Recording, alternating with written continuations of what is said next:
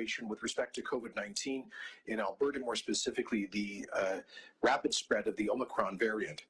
Let me begin by thanking all of our dedicated healthcare workers and first responders who have been working throughout the holidays, many pulling 24-hour shifts, and thanking all who support them and their families and in the background.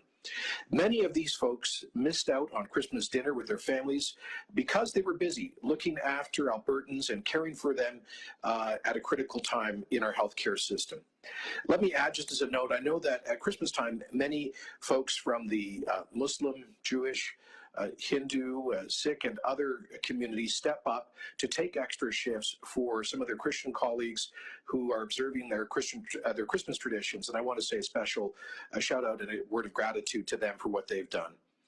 These are just some of the ways that the many sacrifices that these folks have made for Albertans throughout the pandemic. And my respect and appreciation for all of our healthcare workers goes out to each and every one of them. I also want to recognize the many Albertans who followed the rules and kept their gatherings small over the past week or so.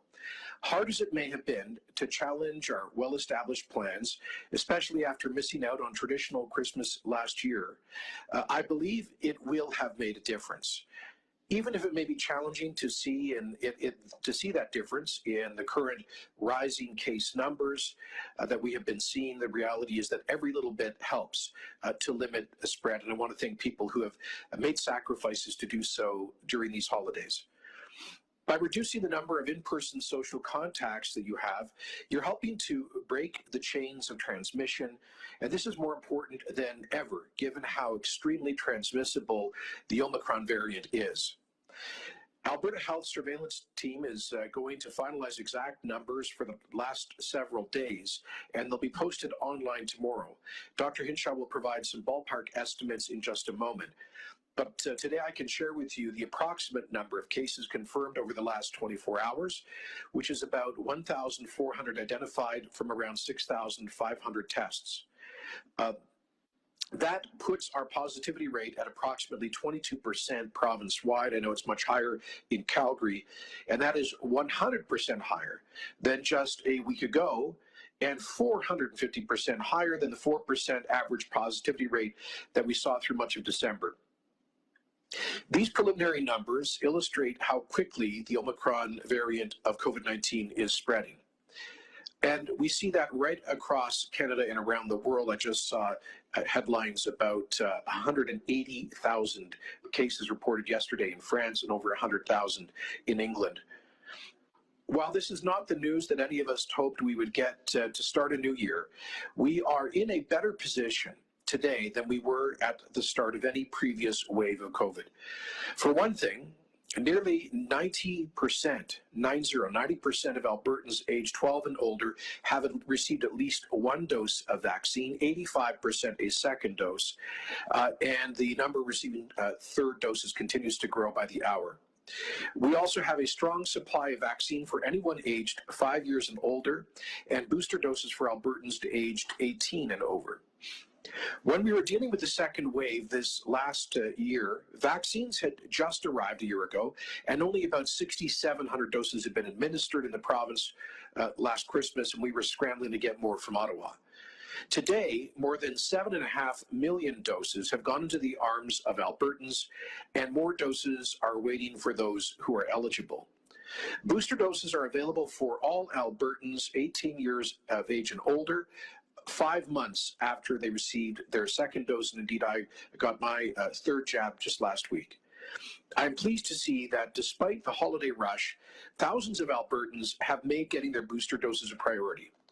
As of December 26, at least 20% of Albertans who have received their second doses had also received a third dose of booster shot. This puts us, I think, second only to Saskatchewan amongst the provinces in reported third dose administration, which is good news. And over the next 28 days, nearly 200,000 Albertans have booked appointments for their boosters, but only about a third of the booster shots that we administer are pre-booked appointments at AHS venues. About two-thirds are going through pharmacies, so we actually think the numbers are much higher than what we're able to report. There's a bit of a reporting lag before we'll know exactly how many have been administered administered through pharmacies. But we are making important progress, and that is critical. Please, if you have not yet stepped up and you're eligible for your booster shot, get it now. I'm also pleased to say that there has been a tremendous uptake in the rapid testing kit rollout. To date, about 800,000 5-pack test kits, which means about 4 million individual tests, have been shipped to pharmacies and AHS sites and distributed to Albertans. That's in addition, by the way, to the, I think, 7 million tests that had previously been administered, particularly to higher risk populations like staff and residents of long-term care facilities, people in the healthcare system, schools in outbreak, etc.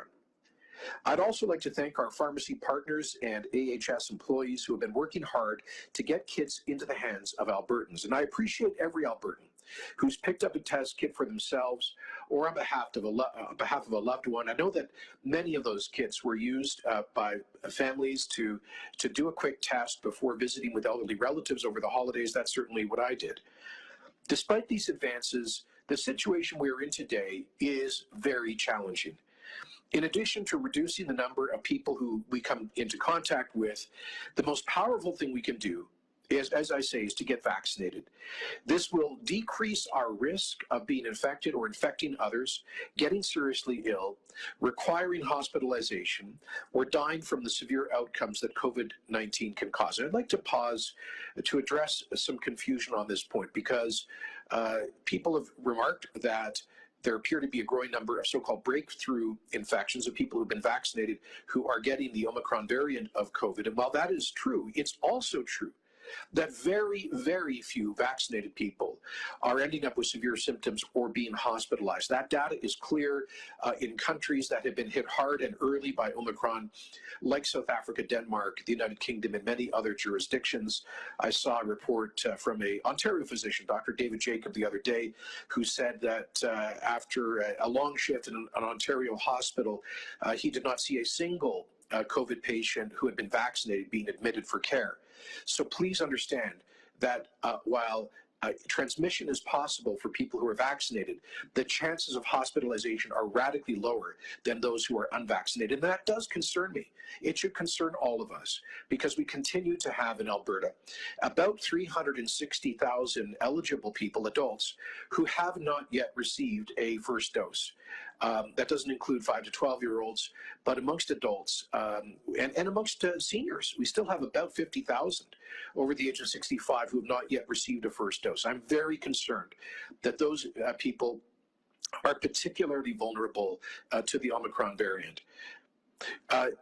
Getting vaccinated will also go a long way to spare our healthcare system and our hardworking healthcare workers from the stress and pressures of this wave after the 22 very difficult months they've already been through.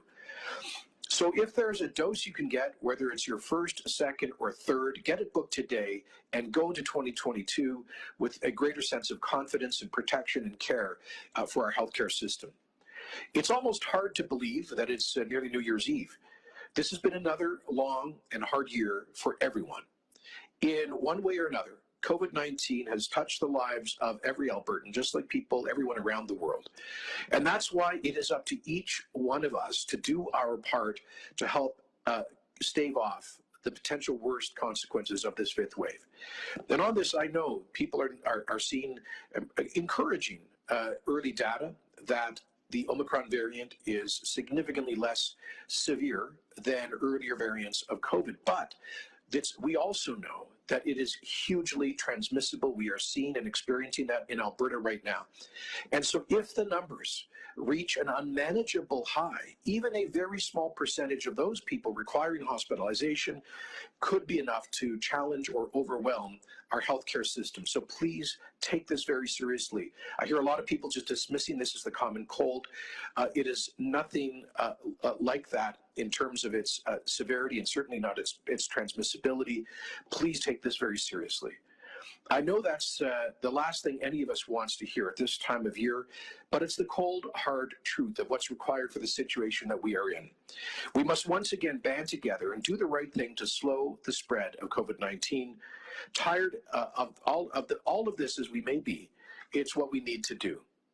So as you finalize your plans for New Year's Eve and the rest of the holiday season, I urge you to reconsider your plans in light of the situation that we find ourselves in now. Follow the restrictions in place and please don't look for loopholes. Keep your gatherings small and don't congregate with more than 9 other adults. Get the vaccine dose you're eligible for and utilize one of the free rapid test kits available. I know the demand for rapid tests has gone through the roof, and I'm pleased to say that the first million rapid tests of the 10 million that we've purchased directly as a province will arrive this week. Another 3 million will arrive next week. And once again, we hope the federal government will accelerate approvals of other rapid test kits so that we can have more supply. We'll make these tests available to everybody through pharmacies and Alberta Health Services sites. So please keep an eye in your communities on when you can get those new tests. And finally, please reduce your in-person contacts by at least half and do everything that you can to break the chain of transmission in this 5th wave. Thank you, and I will now turn it over to Dr. Hinshaw in Edmonton for her comments, and then we would be happy to take media questions. Thank you, Premier, and good afternoon, everyone. Today I will provide an update on COVID-19 in our province over the holidays. I'll be sharing approximate numbers as our surveillance teams are still verifying the exact figures, which will be posted to alberta.ca tomorrow with a complete update. What this means is that the numbers today are estimates, and they have not gone through the rigorous quality assurance processes that our teams use before updating our online dashboard. That process will be completed before the update is posted tomorrow, so the numbers may change slightly. I know that we've all been used to regular updates on COVID-19 numbers, and it can be hard to wait. But I also want to emphasize that every province in Canada has adjusted reporting over the holidays since our teams have been working for almost 2 years straight, and their ability to take a few days off is a critical way to express our appreciation for their hard work. Before I get to the numbers, I want to clarify some questions I've been getting about the use of rapid tests for those who have symptoms. First of all, I want to be clear that if someone has symptoms like a cough, runny nose, sore throat, or fever, they should stay home and away from others. At this point, with the transmission we are seeing in the province, these symptoms create a high likelihood of COVID-19. If this individual has a rapid test, and if that test is positive, they would only need to get a confirmatory PCR test if they live or work in a setting like continuing care, correctional facilities, acute care, or shelters, or if they have risk factors that make them eligible for antibody treatment. These risk factors are listed online. Others who have a positive rapid test, including children who have no medical risk factors, do not need PCR confirmation. What is critical to understand is what to do if you have symptoms and a negative rapid test. Rapid tests are not as sensitive as PCR tests, which means that if you have symptoms, you should stay home and away from others until you feel better, even if you have multiple negative rapid tests. Please do not spend time with others if you're feeling sick, no matter what a rapid test result shows. And if you're sick and you're in one of the high-risk groups I mentioned earlier, it is best to go straight to booking a PCR test, as it will be more accurate in diagnosing COVID than a rapid test. Turning to the numbers, on December 23rd, approximately 2,000 new cases of COVID-19 were identified and about 11,500 tests were completed. On December 24th, approximately 2,500 new cases were identified and about 11,500 tests were completed. On December 25th, around 1,600 new cases were identified out of 7,200 tests. On December 26th, we had approximately 750 new cases out of about 4,000 tests. And yesterday, as you heard, we had approximately 1,400 new cases identified out of 6,500 tests. Our positivity rate over the past 5 days has ranged from around 17% to 22%. And as you heard earlier, we have never before had a higher positivity rate than just over 13% in any of our previous waves. This is one more data point that reinforces that Omicron is different from anything we have ever faced before. In Calgary and Edmonton, about 1 out of every 3 people going for tests is testing positive. That is why anyone who feels ill at this point should stay home and away from others until they're feeling better. Altogether now, we have about 15,000 active cases in Alberta that we know of. This does not take into account those who have not been tested or those who may have tested positive on a rapid antigen test and are following our guidance to free up PCR capacity for others by not going for confirmation. Despite this spike in our new cases, our hospitalizations are remaining relatively stable at this time. However, from previous waves, we know that hospitalizations are a lagging indicator and that today's cases will take time to reflect in any acute care numbers.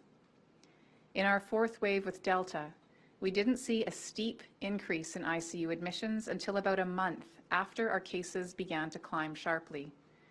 What this means is that we will not know the impact that Omicron will have on our acute care system until later in January, but the trajectory for that is being set right now. We will likely see hospitalizations rise in the coming weeks due to the exponential growth of the Omicron variant in our province. While it seems from other countries that have had more time with Omicron that there is a reduction in severity, the degree to which this happens is not yet clear. Even if it causes a lower risk of serious illness for an individual to be infected with Omicron, there could still be a significant impact on our hospital system due to the substantial rise in cases. The problem is we simply don't know, and our opportunity to slow case growth is right now. We will not have information on any deaths reported over the holidays until tomorrow's update, but I would like to extend my sympathies to anyone who's mourning the loss of someone they loved, no matter the cause. Navigating grief can be even more challenging during holidays, and I want to remind you that there are resources available 24/7 at ahs.ca Help in Tough Times or by calling 811. You are not alone, and help is there when you need it. I know that all of us are sick and tired of having to think about COVID-19. I would not ask us to continue to do so if it weren't still important.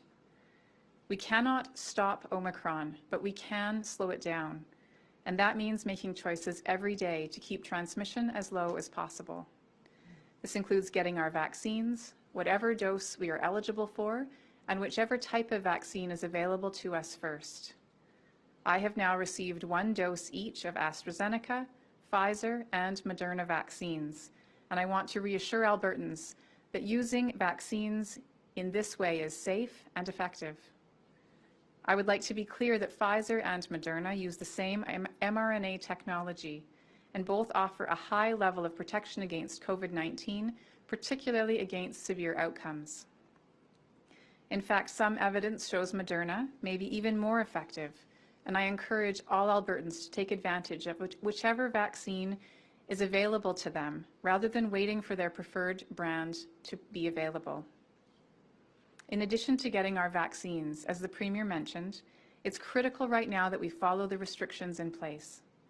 Given the busy nature of the season, I want to remind Albertans of the additional restrictions that went into effect last Friday for businesses and venues participating in the Restriction Exemption Program.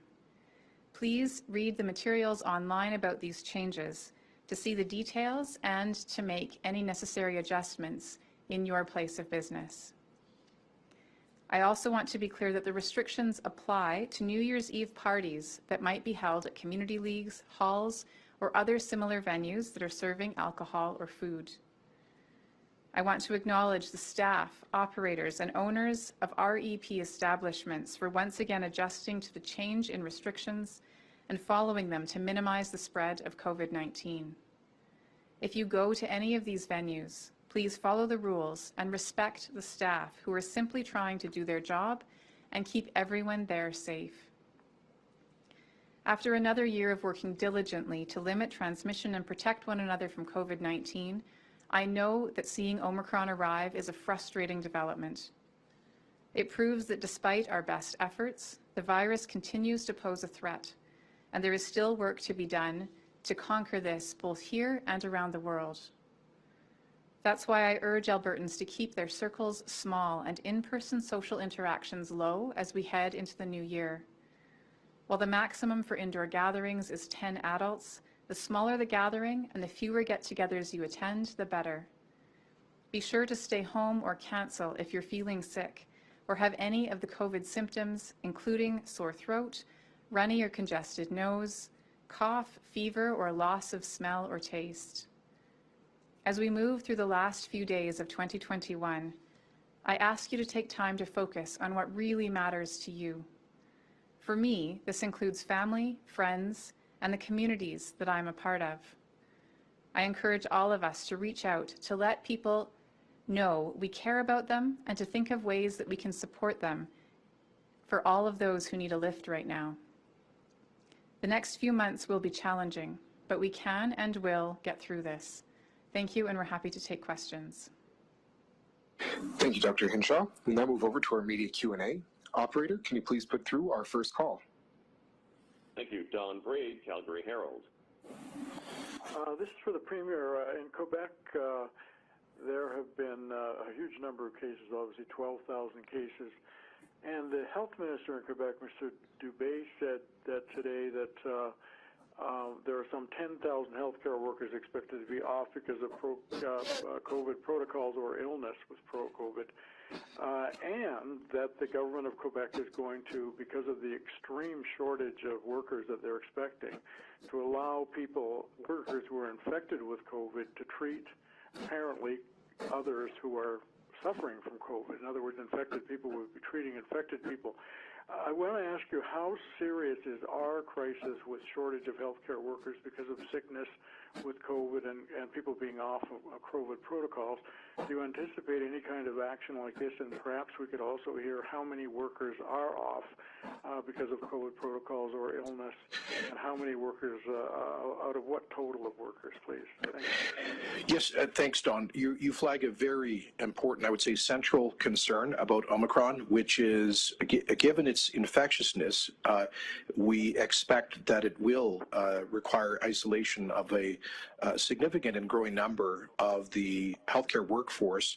We've seen similar concerns reported out of the United Kingdom and elsewhere. Other jurisdictions hit hard earlier on by Omicron. Quebec is probably a couple of weeks ahead of the curve relative to Alberta. So we have not yet experienced the same kind of widespread impact that Quebec has. We just had a meeting of the COVID Cabinet Committee earlier this afternoon, and I did not hear a report from AHS, from Dr. Yu, about this being an immediate, current issue.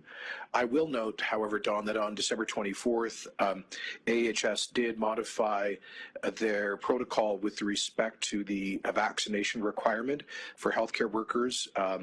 There had been some provision allowed for understaffed regions, mainly in rural areas, to permit unvaccinated individuals to do frequent rapid antigen tests as an alternative to vaccination, because laying those people off would have compromised the ability to deliver care in those regions. So that policy was modified on Friday to allow for a province-wide negative antigen test option to address the anticipated shortfall in the workforce as a result of Omicron infections. I don't have the exact stats that you're asking for, but I will ask our comms staff who are monitoring this to see if we can get those numbers out of AHS as soon as possible. I can further report on that we are considering, and we're taking a look at the decision by the Centers for Disease Control in the United States yesterday to relax, or to, I should say, modify isolation requirements. They went from a standard of 10 to 5 days, and so we're looking at that. We're looking at what other jurisdictions are doing to address this issue. And I don't know, Dr. Hinshaw, if you'd like to add anything to this. Just to say that we are looking at essential service maintenance and the fact that with Omicron spreading as fast as it is, there may be additional things that we need to adjust in our isolation orders to be able to ensure that essential services can continue, and conversations are happening about that this week. Thank you, Dr. Hinshaw and Premier. Don, do you have a follow-up today? Yes, I just wonder, we didn't quite get to the point about allowing people who are actually infected, tested positive and infected, actually suffering from the disease, to treat people who are suffering from the disease. That's one of the points of the Quebec thing. Yeah, that's clearly not our policy in Alberta at this time, and I will just only say that I will take seriously any future advice that we get from our public health advisors, as well as the people responsible for administering the hospitals. Right now, that kind of protocol that Quebec has gone to is not necessary in Alberta, but I don't think we can completely rule out that if our hospitals were under the most extreme kind of pressure, that we would have to modify the self-isolation requirements to maximize the workforce. But that is not something that's under active consideration with respect to people who are currently infected in Alberta in the healthcare workforce. So we have a 10-day isolation requirement. That is the rule that we have right now. If somebody tests positive or is infectious and they have been vaccinated, and by the way, I think 97% of the AHS workforce is vaccinated, then they have to observe the 10-day isolation requirement. That's the current policy. If there's any change, we'll of course let you know. Thanks, Premier. Operator, can you please connect our next call? Tyson Fedor, CTV. This is for Dr. Hinshaw. Doctor, of course, you mentioned it's going to be about a month until we see hospital numbers for this giant wave that we're seeing right now of Omicron. But it's been almost 1 month since we saw the first case of Omicron detected here in the province. So since then, I'm going to make it very simple. How many people are in hospital currently or have been in hospital with Omicron, and how many have died? I don't have, as I mentioned earlier, the most recent statistics on people who have died in the last several days, so since we reported on the 23rd. So it's possible that there could have been some deaths from Omicron in that time period. It has been reported to me that there have been 12 hospitalizations for Omicron infections. However, I don't know how many of those are currently in hospital, and that was an estimate from a few days ago. We don't currently have the breakdown of hospitalizations by different variants. So it's really important to remember that that the highest risk of having severe outcomes is in those who are older, and those who are part of the early wave of Omicron in the province were predominantly those who were younger or highest risk in the 20 to 39-year-old age group in terms of the group that had most of the early Omicron cases. So all of those are reasons why we wouldn't expect to see a significant impact of Omicron in hospitals for several weeks yet, and that the fact that it's relatively small numbers to date is not a guarantee of what we will or won't see in the future. Thank you, Dr. Hinshaw. Tyson, do you have a follow-up today? Yeah, just a quick follow-up. I know, of course, those numbers aren't finalized, as you mentioned earlier, but of course, we don't know the actual numbers when it comes to rapid tests, things like that. So do you actually think these numbers are higher in the province? Do you have kind of an indicator, maybe they're 4 times higher, 8 times higher, an indication at this point of how many people are testing positive? We know from previous waves that our PCR testing program was capturing about 1 in 4 of the actual cases based on our serial serology sampling that we do. That increased, or I should say the proportion changed slightly, and in the 4th wave, we anticipate that we were catching about 1 in 6 of our actual cases with our PCR testing program. Again, there are many people who, for various reasons, don't seek testing when they're sick. And with the shift to making rapid tests available, I would anticipate that the PCR tests that we are currently reporting as positive, again, are just the tip of the iceberg, and it would be expected that the total number of people who actually have Omicron would be much greater. than is currently captured in our numbers, again, because we're going from that baseline of about 1 in 6 previously, and it would be a smaller proportion we're capturing in PCR with this change to use rapid tests, as other provinces have done, to be able to manage the significant surge and focus our testing capacity on those who need that PCR test to either manage their clinical care or help to manage outbreaks in high-risk settings. Okay, thank you, Dr. Hinshaw. Operator, can you please connect our next call? Jackie Wilson, Global News. Hi. I just have one question and then a follow-up. First, this one can be for the Premier, the first one. So only 34% of kids ages 5 to 11 have had their first dose. So I'm wondering what the province is doing to help protect kids around those age groups, 17 and under. Are you considering boosters for 12 to 17-year-olds or postponing school? Thank you for the question, Jackie. First of all, I understand that our vaccination rate for 5 to 11-year-olds is roughly in line with the rest of Canada, so I don't think Alberta is an outlier in that respect. Secondly, on the question of booster shots, that has not been presented to me as something that is under active consideration. Boosters have been recommended by both the national and the provincial advisory committees on immunization for the adult population. So I'm not aware, and I defer to Dr. Hinshaw, I'm not aware of any discussions internally about expanding that to adolescents. I would point out that of course, you know, we've had much lower severe outcomes from children and adolescents than adults. We have experienced in the last 22 months one COVID-related fatality for somebody under the age of 18 and much lower levels of hospitalization. Of course, every case is a concern, but there has to be a risk assessment done, and we rely on our scientific advisors to provide us with that advice. Thirdly, on the question of schools, we are discussing that within the government. We're looking at what other jurisdictions are doing in terms of the plan forward. It's clearly our strong preference to maintain as much as possible in classroom instruction. We think it's very important for the mental and emotional well-being of children and for their lifetime learning opportunities, to maintain that stability within classroom instruction to the greatest extent possible. That's what we've sought to do in Alberta. And suspending in classroom instruction has always been one of the very last things that we've wanted to do. We also know from the data that in-class transmission has not been a major source of community transmission in Alberta or elsewhere.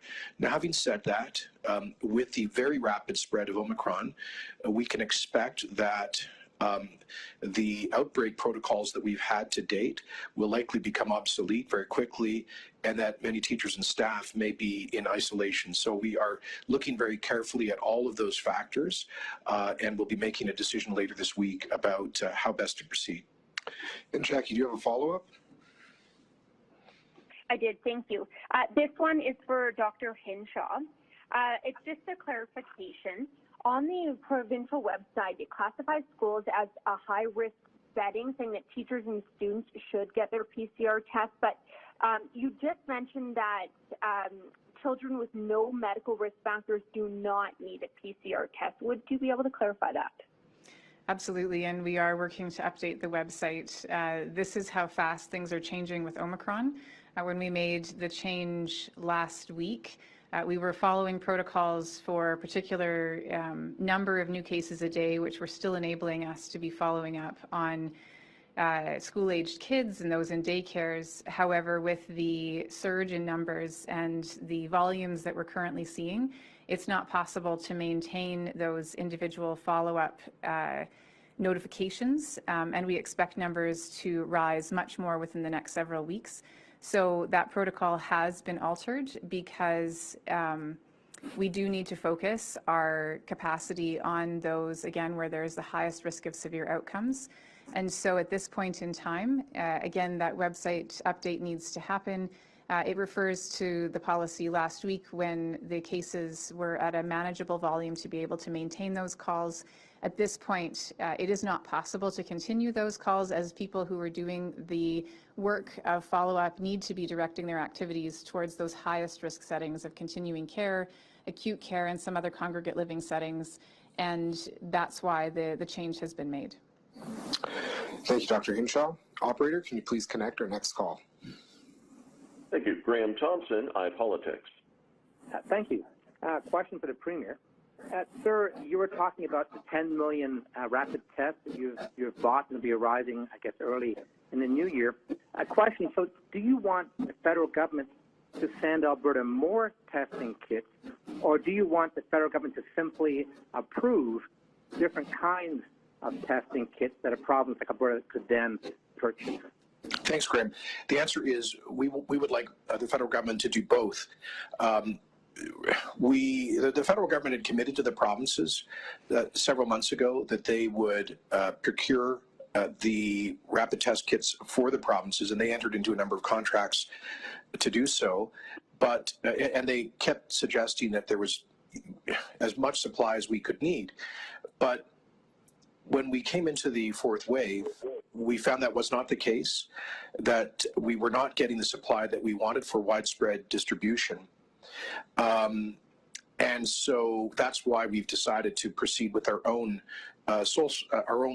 direct procurement, I should say, in addition to and to complement federal distribution. So the 10 million tests that we have ordered, the first million of which have arrived, it would be in addition to an anticipated arrival of several million federally sourced kits. So it's going to be both provincial and federal procurement. But more broadly, we do renew our call on the Health Canada to accelerate the approval of rapid test kits. As I pointed out in the past, we have fewer than 10 products that have been approved by Health Canada for use in Canada, but there are, I believe, over 60 that are available in Europe, including many which are much more user-friendly. And I understand that the Food and Drug Administration just recently published a new protocol or process that to accelerate the approval of rapid test kits to address the same problem, the same bottleneck. If I could ask our communication staff to please get Graham a copy of the letter that Minister Copping signed with his 12 provincial and territorial colleagues to the Federal Minister of Health in November, I believe, specifically calling on Health Canada to accelerate the approval of rapid test kits so we can have more providers and therefore more supply. And Graham, do you have a follow-up today? Yes, I do. Thank you, Premier. So, and the bigger picture about the response to the pandemic, of course, you've faced a lot of criticism from both sides. One of your loudest critics has been Brian Jean. He is now apparently he won the UCP nomination. So what do you make of him being the UCP nominee for the Fort McMurray yet to be called by-election when his campaign is basically to campaign against you? Well, my focus is on this immediate threat to our healthcare system, not internal party politics, Graham. We are facing a global challenge with this Omicron variant spreading at unprecedented speed. And if this runs out of control, it has the very real possibility of threatening the capacity of our healthcare system. As I said to my party's AGM last month, I will not allow our healthcare system to be put in a position where we're denying people critical care. And so all of my time and attention is focused on that challenge. And then, of course, more broadly, the challenge of economic recovery. And I'll just say, it's in a crisis, when you're dealing with multiple crises, it's a lot harder to lead and manage through those crises than to sit on the sidelines lobbing criticism. Okay, thank you, Premier. We have time for about 2 more calls today. Operator, can you please put through our second last caller? Carrie Tate, Globe and Mail. Hi, thanks for taking my question. I want to build on Don Braid's initial question about Quebec and the new protocols for healthcare workers. Do you anticipate that Alberta will have to change its existing protocols? I've received no advice to suggest that, but we are looking at broadly changing protocols with respect to self-isolation for vaccinated individuals, including for healthcare workers. And I can foresee a situation if we were under extreme stress with respect to the ability to provide care, with a huge percentage of the healthcare workforce on isolation. I can imagine a situation where healthcare administrators, in consultation with our public health authorities, would do a risk assessment of when and where it's appropriate to call people back to work. And I don't know, Dr. Hinshaw, if you'd like to add to that. I would just say that, again, what we anticipate will happen here. We see what Quebec and Ontario are experiencing. They are several weeks ahead of us. We need to be ready for those eventualities. Healthcare is one of those essential service settings, and there are also others, essential infrastructure that must be maintained and operated.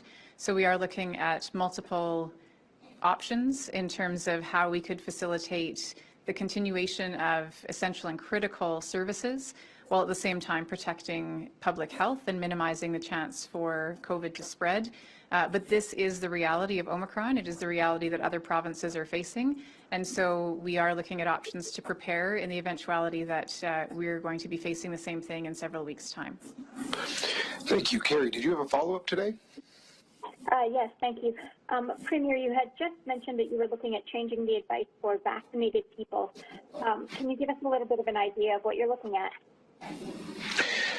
Well, we are discussing and receiving advice on possible modification to the self-isolation protocol, both broadly for the population and more specifically for essential workers, in line with what other provinces have been doing. I believe one other province has announced moving from a 10 to a 7-day isolation period for vaccinated individuals. I note that the United States Center for Disease Control has moved its general advice from a 10 to a 5-day period of isolation. No final decisions have been made. This is under active review, and we may be making a decision on this later this week. Dr. Hinshaw, would you like to add anything to that? No, I think that covers it. Thank you. Right. Thank you. Operator, can you please connect our last call of the day? Thank you, Lisa Johnson, Edmonton Journal. Hi, thanks for taking my question. I'm wondering, Kenney has been scaled back last week, and I know that the government has been encouraging rapid antigen testing. What advice would you give to workers who are relying on RATs should they need to access time off work or disability, not having a PCR test to get that kind of support?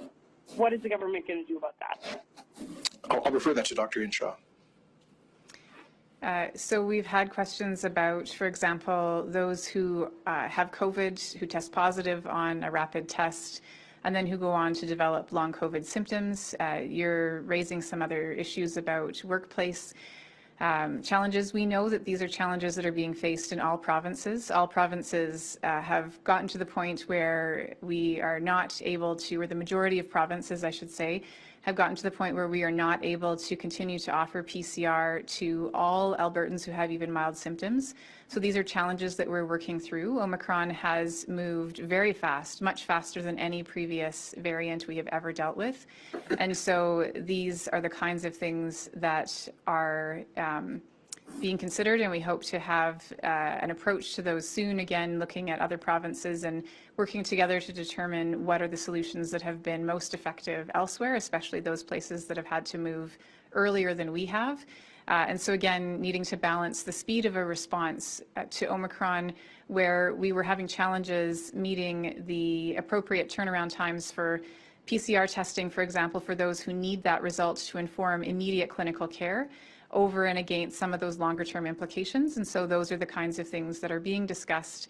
And when we have ways of documenting rapid tests to address some of these issues. We will let Albertans know. In the meantime, it's prudent for Albertans who test positive on a rapid test who have symptoms and who are not in one of those high-risk categories. Those individuals, it would be prudent for them to notify their primary care practitioner so that it's on file for them that they have had this positive test with symptoms. And that's one way of documenting it in the short term as we work through some of these details. Thank you, Dr. Hinshaw. Lisa, do you have a follow-up to wrap things up today? Yeah, thanks, Harrison. I'm wondering, I mean, the accessibility of PCR tests has been scaled back. That was a political decision. I think the question is for Premier Kenney.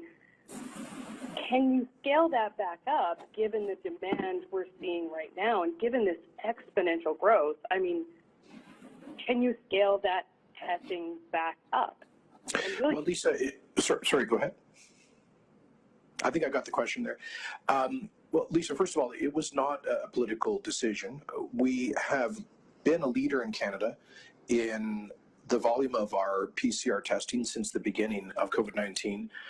We've typically been at or near the top of the country in terms of per capita administration of PCR tests. That is certainly that continues to be the case, at least with respect to Western Canada. But there's still a limit. We can push it to maybe 18,000 tests a day. This would be, even at that, running at full out, at total maximum capacity, running our staff ragged, working around the clock, massive overtime for a workforce in our labs that has already been under enormous pressure. Doing that, we still would not be able to nearly keep up with the volume of testing demand that would be imposed by widespread Omicron transmission. So this is the reality that jurisdictions all around the world are facing. And so we received advice, as have other governments in Canada, that we should increasingly focus the testing on higher risk populations. And as Dr. Hinshaw said at the beginning of this, to encourage people to assume that if they have cold-like symptoms, that they are likely positive with the Omicron variant. Let me be absolutely clear about one point. This has nothing whatsoever to do with cheaping out on testing. We have, as you know, put aside nearly $3 billion in COVID contingency funding in the fiscal framework for both the budget last year and this year. And we have made it, I and Cabinet have made it very clear that we want to go big on testing. We've seen it as an important part of our COVID response, that if additional resources were necessary, we would have provided it. But I have to say that I'm getting reports that our lab staff, our brilliant, hardworking laboratory staff have been working some inhuman hours for much of the last 22 months. And there's only so far you can push a workforce like that. We've expanded the capacity. We've done everything we can to procure supplies, reagent, and other necessary equipment. But at the end of the day, there are limits. And when you're facing what looks like almost unlimited transmission right now with Omicron, we have to make choices. Doctor, would you like to add to that at all? I think just to emphasize that this is something that every jurisdiction in Canada is grappling with, and we certainly weren't the first to shift to use of rapid tests for confirmation in those for whom the outcome of their treatment is not going to be affected. And we know other provinces have had to go even further, unfortunately, and really limit PCR access to only a smaller group of people, whether or not others have access to rapid tests. So these are difficult decisions, and certainly in terms of our ability to manage Omicron, this is spreading so fast and so far that individual case management will not substantially halt the spread. We must be taking proactive measures every day in every aspect of our lives because we should be assuming that there's someone with Omicron infectious in any public place we might be going into right now. we should just be making that assumption and taking appropriate actions accordingly, because again, this is just a very different variant than anything we have faced before, requiring, unfortunately, very difficult choices. If I could maybe just add one more point, sorry, Harrison, which is that we continue to have good data available to us to assess COVID transmission on a population basis through the wastewater treatment program that is jointly administered by the Universities of Alberta and Calgary together with Alberta Health. And we've invested significantly in that program, stepped it up in the number of locations where we take samples. So that's an additional relevant data point that helps us to identify the scope of transmission at a population level. Thanks, Premier. That wraps things up today.